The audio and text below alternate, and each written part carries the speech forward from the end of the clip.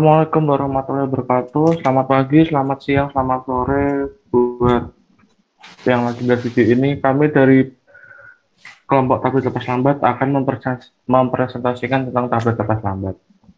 Kelompok kami terdiri dari 12 orang. Yang pertama ada Nancy Alesia, Adelia Inka, Amira Salsabila, Anissa Berlianti, saya sendiri Arif Wicaksono, kemudian ada Durotun Nafisah, Eka Umi, Farika Tunisa, Fatima Azari, Fatin Zakia, Faguna Rosa, dan Galuh Alu Zakia. Untuk yang pertama silahkan. Ya, sini saya akan menjelaskan tentang pengertian dan tujuan. Sediaan lepas lambat merupakan bentuk sediaan yang dirancang melepaskan obatnya ke dalam tubuh secara perlahan-lahan atau bertahap supaya pelepasannya lebih lama dan memperpanjang aksi obat.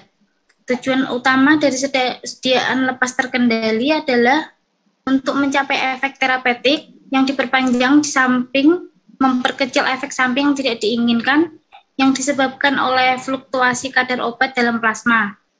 Pada umumnya, obat-obat yang paling cocok digunakan menjadi produk sustained release ialah obat yang memiliki laju absorpsi dan ekskresi sedikit tinggi, obat yang dosisnya relatif kecil, obat yang tidak merata diabsorpsi dari saluran cerna, dan obat yang digunakan untuk mengobati keadaan yang kronik daripada yang akut.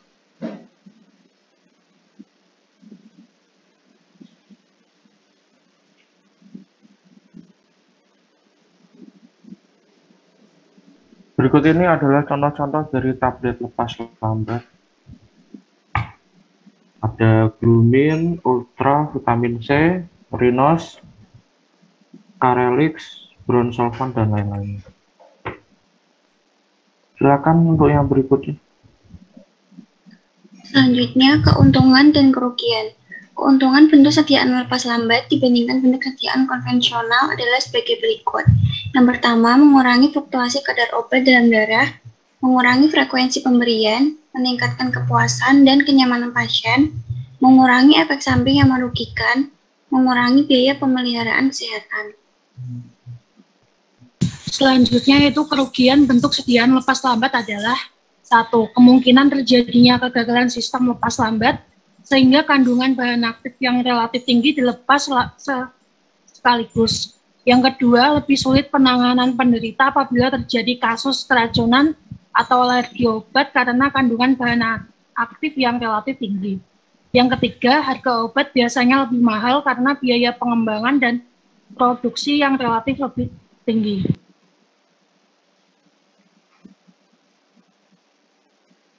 Nah, selanjutnya itu ada contoh formulasi. Ini contoh formulasinya itu seperti pada slide. Cara pembuatannya itu campurkan bahan-bahan seperti besi 2 sulfat dan laktosa, kemudian digranulasi dengan larutan HPC dan keringkan pada suhu 120-130 derajat. Lakukan granulasi beberapa kali untuk memperoleh dosis 25 mg HPC per tablet.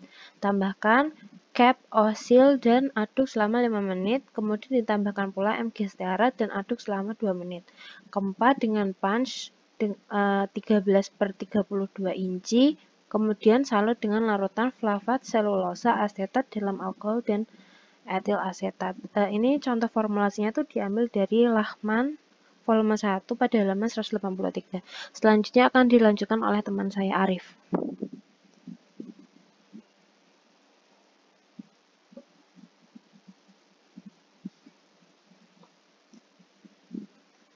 Arif bisa di unmute. Maaf.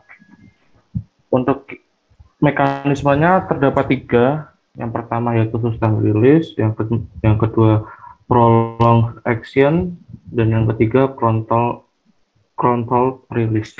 Untuk tablet, maaf, untuk grafiknya bisa berada di sebelah kanan.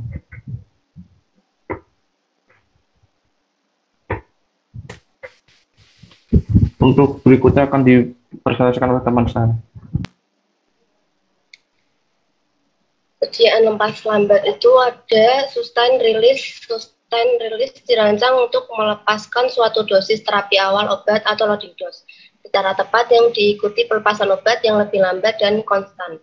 Kecepatan pelepasan obat dirancang sedemikian rupa agar jumlah obat yang hilang dari tubuh karena eliminasi diganti secara konstan.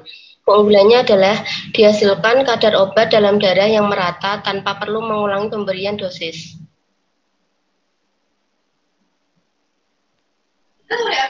Yang kedua adalah prolonged release. Prolonged action atau prolonged release dirancang untuk melepaskan obat secara lambat dan memberi suatu cadangan obat secara terus-menerus selama selang waktu yang panjang, mencegah absorpsi yang sangat cepat yang dapat mengakibatkan konsentrasi puncak obat dalam plasma yang sangat tinggi. Yang ketiga yaitu control release. Control release menunjukkan bahwa pelepasan obat dari bentuk sediaan terjadi sesuai dengan yang direncanakan, dapat diramalkan dan lebih lambat dari biasanya. Selanjutnya dilanjutkan oleh Fari Catur.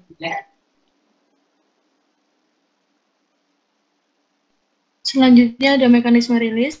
Pelepasan obat yang diperlukan harus mengikuti pelepasan order kosong, order nol, yaitu kecepatan pelepasan obat tidak dipengaruhi oleh konsentrasi obat. Rumus pelepasan obat ordinal ada di bawah ini. dc per dt sama dengan K derajat, atau dalam jumlah dinyatakan dengan dm per dt sama dengan K derajat.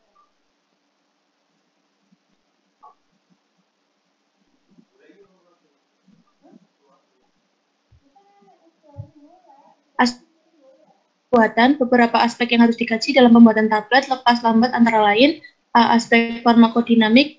Tujuan utama pengembangan sediaan lepas lambat adalah untuk mempertahankan konsentrasi zat aktif dalam darah pada konsentrasi efektif. Yang kedua ada aspek biofarmasi. Informasi sifat biofarmasi zat aktif merupakan hal penting dalam sediaan lepas lambat. Aspek biofarmasi meliputi lokasi utama di mana obat diabsorpsi, kecepatan absorpsi, waktu paruh alimanisa obat, apakah absorpsi non-linear dikarenakan penjenuhan absorpsi obat, berspas efek, atau yang lain. Apakah eliminasi yang tidak linear disebabkan penjenuhan metabolisme dan inaktivasi atau metabolisme obat yang tumbuh.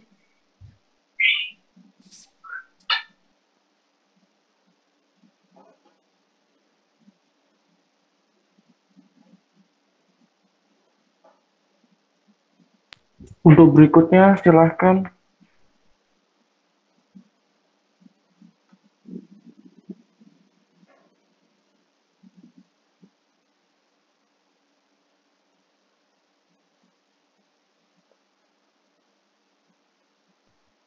Sediaan lepas lambat. Yang pertama ada tablet matrix.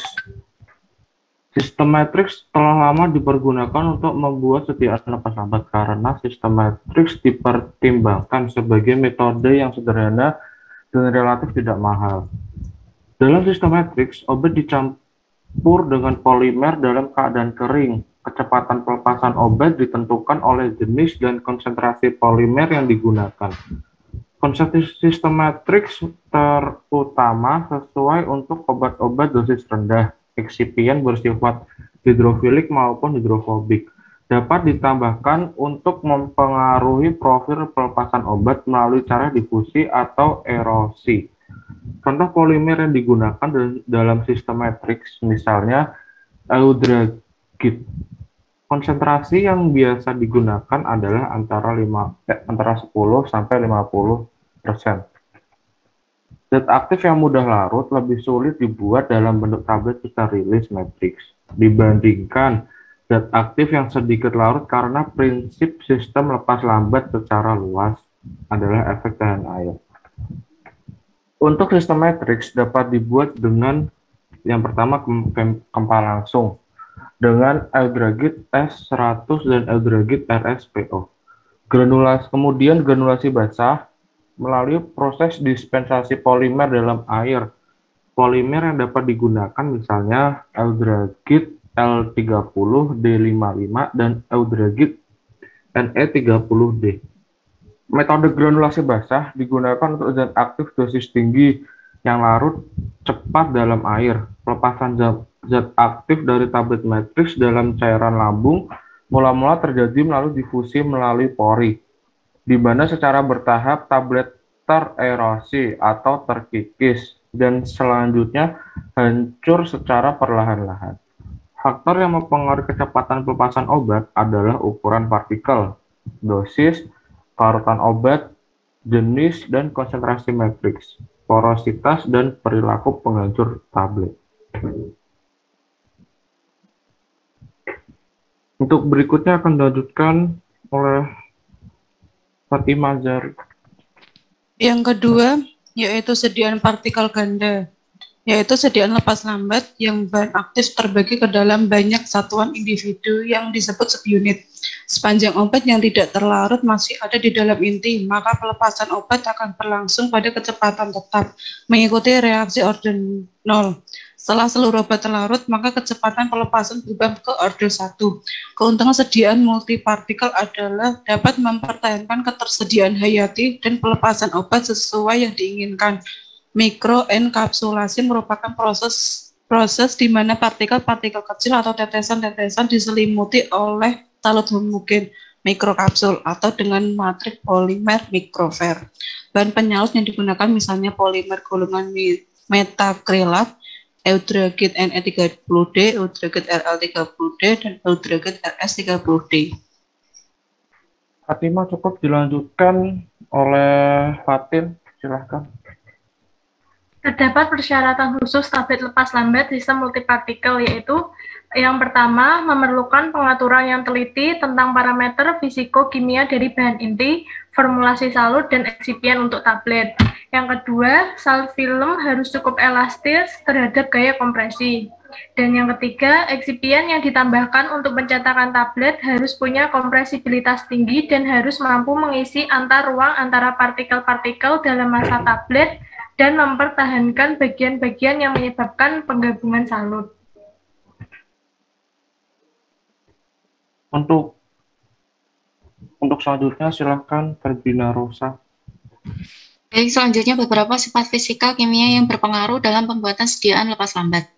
Yang pertama yaitu dosis. Produk oral yang digunakan perolah dengan dosis lebih besar dari 500 mg sangat sulit untuk dijadikan sediaan lepas lambat. Karena pada dosis yang besar akan dihasilkan volume sediaan yang terlalu besar yang tidak dapat diterima sebagai produk oral. Kedua, kelarutan. Obat dengan kelarutan dalam air yang terlalu rendah atau terlalu tinggi tidak cocok untuk sediaan lepas lambat. Batas terendah untuk kelarutan yang pada sediaan lepas lambat adalah 0,1 mg per mili. Obat yang kelarutannya tergantung pada pH fisiologis akan menimbulkan masalah yang lain karena variasi pH pada saluran cerna dapat mempengaruhi kecepatan disolusinya. Selanjutnya akan dilanjutkan oleh Galuh Ayu. Kemudian, untuk koefisien partisi, obat yang mudah larut dalam air memungkinkan tidak mampu menembus membran biologis sehingga obat tidak sampai ke tempat aksi. Sebaliknya, untuk obat yang sangat lipofil akan terikat pada jaringan lemak sehingga obat tidak mencapai sasaran. Yang D, stabilitas obat. Bahan aktif yang tidak stabil terhadap lingkungan yang bervariasi di sepanjang saluran cerna seperti enzim, variasi pH, atau flora usus tidak dapat diformulasikan menjadi sediaan lepas lambat. Kemudian yang terakhir adalah ukuran molekul.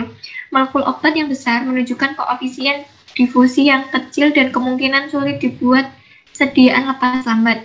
Beberapa sifat biologis yang perlu diperhatikan dalam pembuatan sediaan lepas lambat.